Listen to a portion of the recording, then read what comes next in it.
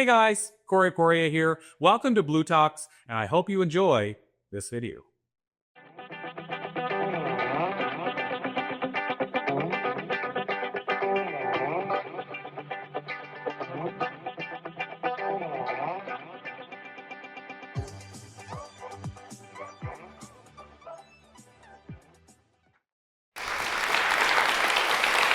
Thank you. It's wonderful to be here at UCLA. So I want to ask you, raise your hand if you have big dreams. Right? Big dreams. Love it. Love all the hands up. There's a saying that said, if your dreams aren't scary, then they're not big enough. So raise your hand if you have big, scary dreams. Yes, love it. Okay, so I want to talk about tiny steps to big dreams. And I want to start with saying how in society, we often applaud those who are struggling, right? They're kind of coming up through the cracks, and we should because that's important. It shows resilience. But what if their big, bold, audacious dream is to be a rose bush and to perfume the air? And then that's what we should help people strive towards, those big, bold, audacious dreams. And I want to tell you a little bit about mine, but I'm going to take you back to grammar school when I was a child. And I want to tell you stories about my mother and father who were makers and who also facilitated my big dreams.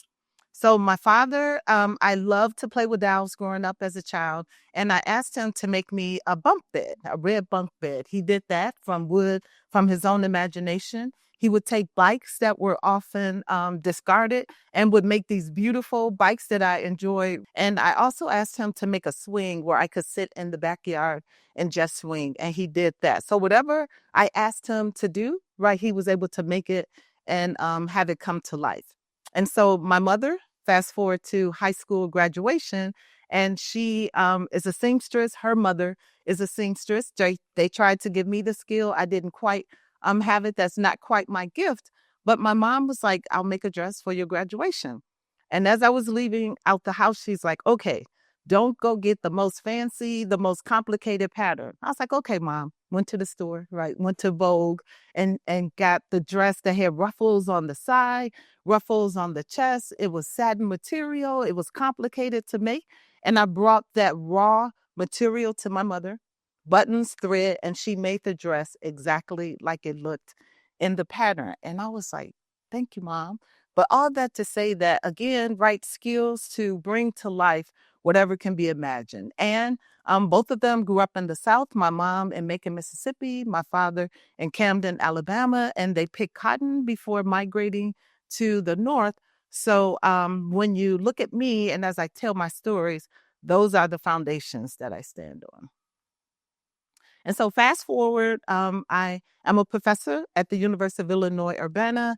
I'm also associate dean at the Carle, Illinois College of Medicine, and then also associate director at the Cancer Center, right? So I have a lot going on. And the ivory tower, as we often call it, can be a very exclusive place, right? And especially for a Black woman, right? As you deal with racism, sexism, I was first generation, as I just said, sometimes it can be overwhelming. And especially when my passion was to bring the resources from the university to the community, right? There's often such a big gap. And I'm able to say, right, that was part of a big, bold, audacious dream to bring the resources to the community. And I was able to do that. So I'll tell you a little bit about some of my tiny steps. So one tiny step was we received funding from the National Science Foundation to train young people in computer science and related fields. And I said I wanted to call it the Nobel Project. And I wanted to call it that because I wanted our young people to do things that would change society the same way that we recognize Nobel laureates. And so one of my colleagues, Dr. Corey, he was like, would you like to work with Nobel laureates? I was like, And so he introduced us to Dr. Roberts and the late Dr. Robert Grubbs, and they were beautiful, passionate advocates for young people and them being in science. And so we did lots of amazing work with the students. They did codes. They created like geospatial solutions around COVID. We're working on a robot through the project. We're working with students in India. And so all of that came with first of all, applying for the grant, but then also having a name that I wanted the students to see themselves as scholars, to see themselves at the forefront of computer science and other fields. So my next tiny step, I did a TED Talk, TEDx UIUC talk, and I talked about dreaming and designing spaces of hope. And my scary dream was to have a whole campus with 4 buildings and all of that. And one of them was the Fannie Lou Hamer Sick and Tired of Being Sick and Tired Wellness Center. So in the meantime, between that and now, I've started to create wellness stores, wellness spaces across the country. Several in Chicago, one in Urbana-Champaign, and then the one that you see is in Washington, D.C. I had the beautiful opportunity to work with Howard University, Master P, Tiana Von Johnson, other people to create the space for students, right? So that they could have a space where they could relax, where they could calm their nervous system inside of school. So you'll see like a water fountain, it's a massage chair that they can also recline. And then we had different wellness tools from rubbing stones to journals to whatever young people could imagine to help them be well, to help them calm down.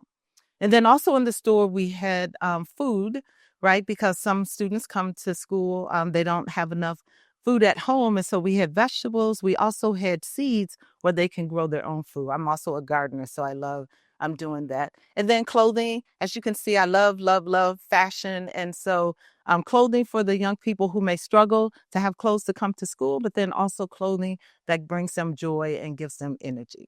So that's another tiny step to a big dream.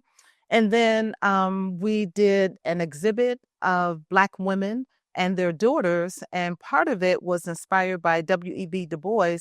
In 1900, he did the Paris Exposition. And he had all these images of African Americans who were recently out of slavery.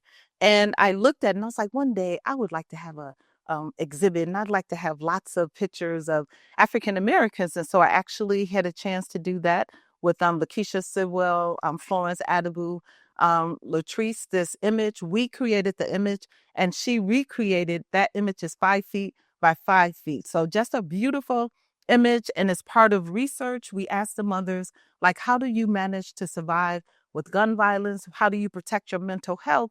And they talked about like doing mindfulness exercises. They talked about being around trees. They talked about coming in from the environment and then going into their living room, going into their bedroom, going into the shower. And then that's where they got the quiet. That's where they were able to renew themselves. So tiny step was to just kind of imagine and saying, I would like to do something like that. And then we applied for a grant. And then the staff at Spurlock, they brought it to life in beautiful, beautiful ways.